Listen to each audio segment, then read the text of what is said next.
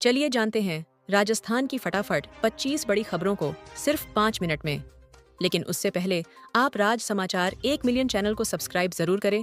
ये वीडियो किस जगह से देख रहे हैं हमें कमेंट में जरूर बताएं। पीएम स्वनिधि योजना 1 जून 2020 को शुरू की गई थी। यह एक माइक्रो क्रेडिट योजना है जिसके तहत स्ट्रीट वेंडरों को बिना गारंटी के आसान शर्तों पर लोन उपलब्ध कराया जाता है। योजना की शुरुआत में 3 चरणों में अधिकतम 80,000 रुपए तक का लोन दिया जाता था। अब इसमें सुधार करते हुए अधिकतम सीमा 90,000 रुपए कर दी गई है। पहली 10,000 रुपए से बढ़ाकर 15,000 रुपए और दूसरी किस्त 15,000 रुपए से बढ़ाकर 25,000 रुपए कर दी गई है। तीसरी किस्त पहले की तरह 40,000 रुपए की ही रहेगी। राजस्थान में 9,763 नए आवासों को मिली मंजूरी। पात्र लाभार्थी को 5 लाख रुपए तक का मिलेगा अनुदान। प्रधानमंत्री नरेंद्र मोदी के सबको पक्का मकान उपलब्ध कराने के विजन को सरकार साकार करने की दिशा में काम कर रही है। प्रदेश सरकार ने 9,763 नए आवासों को केंद्र सरकार से स्वीकृति के लिए मंजूरी प्रदान कर डाली है। अब जोधपुर नगर निगम में 100 वार्ड। राजस्थान के जोधपुर में करीब 6 साल बाद 2 भागों में बटा हुआ नगर निगम अब एक होने के साथ ही यहां से भेजे गए वार्डों के परिसीमन ड्राफ्ट पर सरकार ने मुहर लगा दी है। अब जोधपुर शहर में 100 से अधिक की बजाय 100 वार्ड होंगे। परिसीमन पर मुहर लगने के बाद अब सबसे पहले महापौर की लॉटरी निकाली जाएगी। उसके बाद वार्डों की आरक्षण लॉटरी निकाली जाएगी। परिसीमन पर मोहर लगने के बाद अब महापौर के लिए तैयार प्रत्याशियों की धड़कन तेज हो गई है। इस लॉटरी में कई नेताओं की राजनीतिक जमीन भी खिसक सकती है। ऐसे में अब नेताजी अभी से ही गुणा भाग करने में लगे हुए हैं। लागू राजस्थान की भाजपा सरकार ने पूर्ववर्ती कांग्रेस सरकार का एक और बड़ा फैसला पलट दिया है। पूर्ववर्ती कांग्रेस सरकार ने राज्य के बड़े शहर जयपुर, जोधपुर और कोटा में 2-2 नगर निगम बना दिए थे।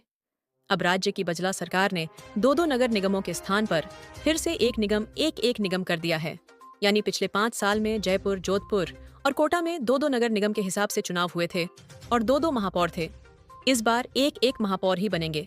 राज्य सरकार ने इन तीनों शहरों में एक बार फिर एक नगर निगम बनाने की मंजूरी दे दी है।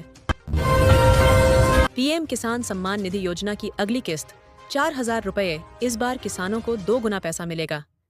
इसके लिए 2 नए नियम। सांसद हनुमान बेनीवाल को फिर से राहत मिली। हाईकोर्ट ने विधायक आवास खाली कराने की प्रक्रिया पर रोक लगा दी। कोर्ट ने सरकार से कई सवाल पूछे हैं। इससे बेनीवाल समर्थकों में खुशी है। राजनीतिक तौर पर यह बड़ा झटका सरकार को माना जा रहा है। जोधपुर में जाम की समस्या अब खत्म होने वाली है।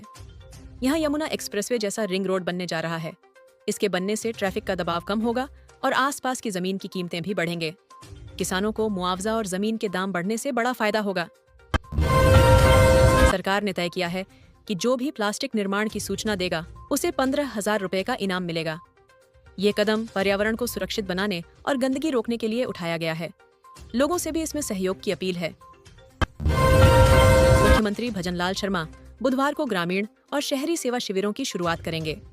इन शिविरों में आम लोगों को सरकारी योजनाओं का लाभ देने और समस्याओं का समाधान करने की कोशिश होगी।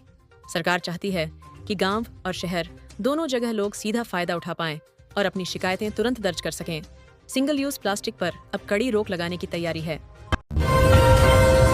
राजस्थान में शुभ शक्ति योजना के तहत बेटियों को 55,000 रुपए की आर्थिक मदद दी जाएगी।